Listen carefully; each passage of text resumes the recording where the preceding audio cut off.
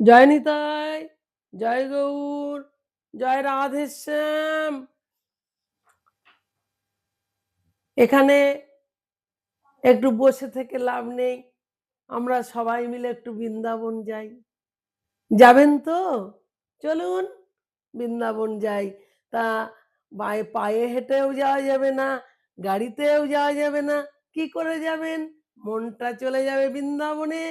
একটা বৃন্দাবনে গান করি। চলো রে বৃন্দাবন ধাম, চলো রে বৃন্দাবন ধাম। গাইব রে রাধা রাধা নাম, রাধা রাধা গাইব আমি, শ্যামা শ্যামা গাইব, রাধা রাধা গাইব আমি, শ্যামা শ্যামা গাইব, রাধা রাধা গাইব আমি, শ্যামা শ্যামা গাইব। নামে লাগে না কোনই দাম, নামে লাগে না কোনই দাম। গাইব রে রাধা রাধা নাম, গাইব রে রাধা রাধা নাম। ব্রজের রাজধানী শ্রী বৃন্দাবন ধাম, ভক্তিও ধরে আছে শ্রী হরির চরণ। ব্রজের রাজধানী শ্রী বৃন্দাবন ধাম, ভক্তিও ধরে আছে শ্রী হরির চরণ।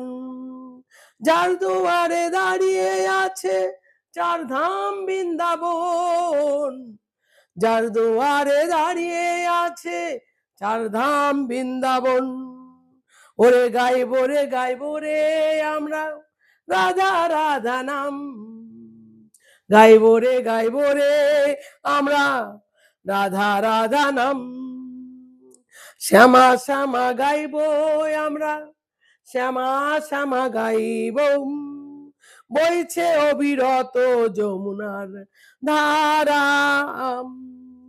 ভব সাগরের তরি করে দাও পার, ভব সাগরের তরি করে দাও পার।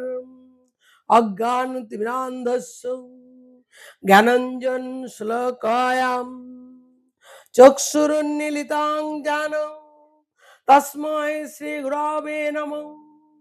বাঞ্ছাকল্পতরুভ্যশ্চ কৃপা সিন্ধুভ্যো এব চ পতিতানাং পাবনেভ্যো বৈষ্ণবেভ্যো নমো নমঃ।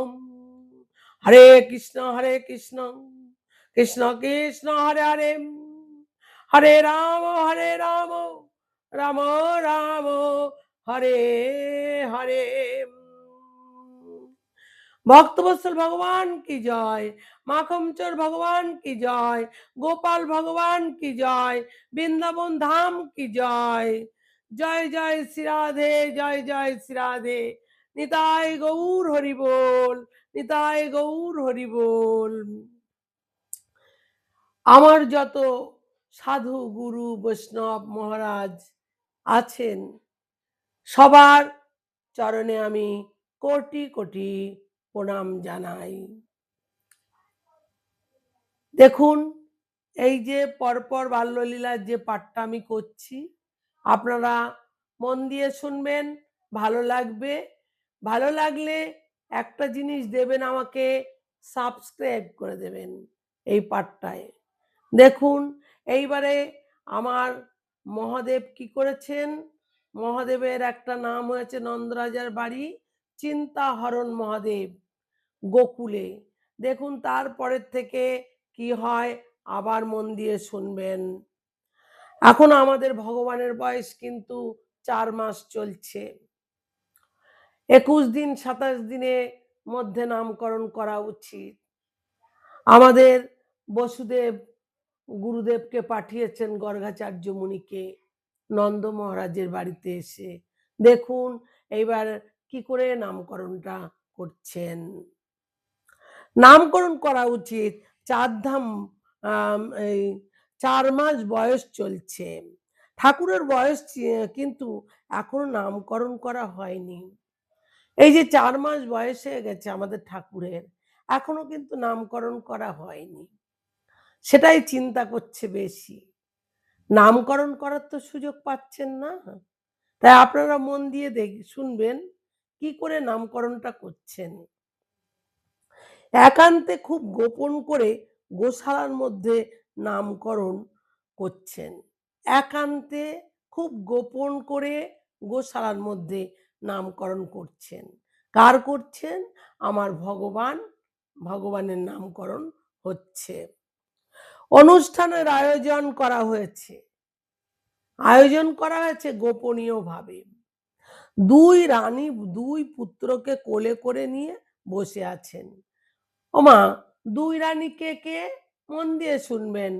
২ রানী হচ্ছে আমাদের নন্দরানী আর রোহিণী।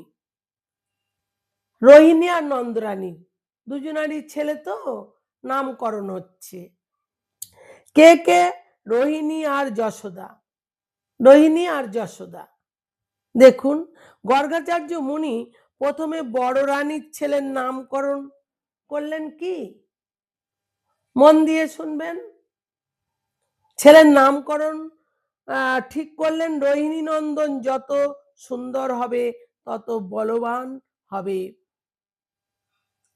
আমাদের বলরাম হবে মানে রোহিণী নন্দনের ছেলে খুবই বলবান হবে, তাই বলছেন। তাই তার নাম রাখলেন কি? বলরাম রাখলেন। বলিয়ে বলরাম মহারাজ কি জয়।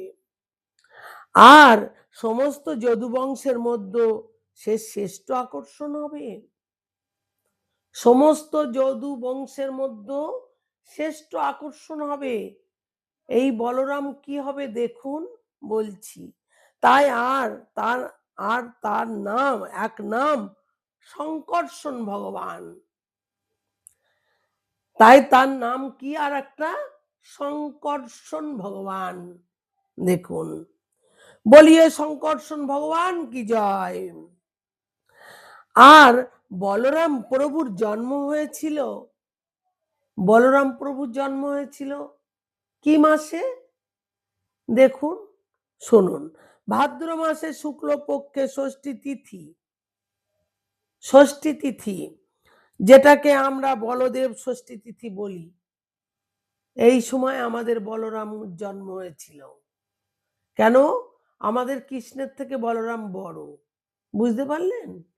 তা শুনুন, প্রেম সে বল রাধে রাধে। নন্দ বাবা বললেন আর এই ছোট ছেলের নাম কি রাখবেন? গুরুদেবকে বললেন, গর্গাচার্য মুনিকে বললেন। ছোট ছেলে বলতে আমাদের ভগবান। হাসতে লেগেছে। কেন মা? দেখবেন আমাদের গুরুদেবরা না, এটা ভগবানদের গুরুদেব। এনারা কুষ্টি বিচার করতে পারেন যে এই ছেলে কি হবে, ভুল ভবিষ্যৎ সবকিছু বলতে পারেন। এই জন্য এই ভগবানদের গুরুদেব। এই যে দেখুন, আরে এর নাম আমি আর কি রাখবো? গুরুদেব বললেন নন্দ মহারাজের কাছে, এর নাম আমি কি রাখবো? হাসতে লেগে গেছে। দেখুন, তোমার এই পুত্র এক এক যুগে এক এক নামে অবতীর্ণ হয়। উনি তো কুষ্টি বুঝতে পারছেন না। স্বয়ং ভগবান এক এক যুগে এক এক রকম হয়, সেটা বলছেন। এক এক যুগে এক এক রঙে জন্মগ্রহণ করে। কেননা আমার ভগবান এক এক যুগে এক এক রকম ভাবে জন্মগ্রহণ করেছেন। সেটাই গর্গাচার্য মুনি বলছেন নন্দ বাবাকে। আর দাপড়েতে সে কালো রূপে জন্মগ্রহণ করেছে। দাপড়েতে কালো রূপে জন্মগ্রহণ করেছেন না, তাই এর নাম কি রেখেছে? কৃষ্ণ। কৃষ্ণ রেখেছে নাম। দেখবেন কৃষ্ণ নামটা আপনি যখন মুখের মধ্যে না আপনি যখন কৃষ্ণ নামটা করবেন তখন দেখবেন জীবও লাগবে আপনার, মুখের ভেতরে দেখবেন দুই আমাদের দাঁত থেকে নিয়ে জিভ থেকে নিয়ে দুই দিকেই সব দিকেই যেন টেরা বেঁকা মতো কাজ করে কৃষ্ণ, মানে এই নামটা। বলিয়ে কৃষ্ণচন্দ্র ভগবান কি জয়। আর একটি জিনিস মনে রাখবে, নন্দরাজ কোনো এক সময় তোমার এই ছেলে বসুদেবের ঘরে ছেলে হয়ে জন্মগ্রহণ করেছিল। এই যে বলে দিতে পারছেন কেন বলুন তো? আমি সেটা আগেই বলেছি, এগুলো ভগবানদের গুরুদেব, এরা কুষ্টি বিচার করতে পারে। দেখুন পরপর বলে দিচ্ছেন না, তাহলে আমার কৃষ্ণ বসুদেবের ছেলে বলে দিলেন। তাহলে বসুদেবের পুত্র হওয়ার কারণে তার আর এক নাম বাসুদেব, এক নাম বাসুদেব। বলিয়ে বাসুদেব ভগবান কি জয়। মা যশোদা বললেন, বাবা এই কৃষ্ণ নামটা যেন কেমন টেরা বেঁকা, এই কৃষ্ণ নামটা না যেন কেমন টেরা বেঁকা, যেটা আমি বলেছি কৃষ্ণ নাম করতে গেলে দেখবেন মুখের সবকিছু কাজে লাগে। তা যশোদা মার যেন পছন্দ হচ্ছে না, তো গুরুদেবকে বলছেন যে টেরা বেঁকা নামটা রাখলেন, সন্তান তো মায়েরা সবাই চায় একটু ভালো নাম রাখুক। এটা আর কোনো নাম হবে না বাবা, গুরুদেবকে বলছেন যশোদা মা, আর কোনোরা নাম হবে না বাবা বলছেন। যেমন যেমন বলছেন, গর্গাচার্য মুনি বললেন তোমার এই পুত্রের অনেক নাম হবে। নাম আমি কি করে বলবো বলো, তোমার এই পুত্রের কত নাম হবে জানো? মন দিয়ে শুনুন। ভক্তবৎসল ভগবান কি জয়। হরে হবে যেমন যেমন গুণ হবে, যেমন যেমন লীলা হবে। দেখুন এই হচ্ছে গুরুদেব, এ সাধারণ গুরুদেব নয়, সবকিছু বলে দিচ্ছে দেখেছেন ভগবানের। তেমন তেমন তার নাম হবে, আর তোমার পুত্রের নারায়ণের সমান গুণ হবে। দেখলেন, নারায়ণের সমান গুণ হবে বলে দিলেন, এর থেকে বড় কিছু আর আশা করবেন না। সেই জন্য ঠাকুরের যেমন যেমন লীলা হয়েছে তেমন তেমন নাম হয়েছে। এক এক যুগে এক এক রকমের লীলা হয়েছে না, তেমন তেমন নামও হয়েছে, সেটা বলে দিলেন গুরুদেব। সেই জন্য ঠাকুরের সহস্র নাম, সেই জন্য ঠাকুরের সহস্র নাম। ঠাকুরের কেউ গোবিন্দ বলে, কেউ কানাই বলে, কেউ বংশীবালা বলে, কেউ মধুসূদন বলে, কেউ শ্যামসুন্দর বলে, কেউ গোপীনাথ বলে, ইত্যাদি অনেক নাম আছে আমার ভগবানের। কিন্তু মা যশোদা কি করেছেন জানেন?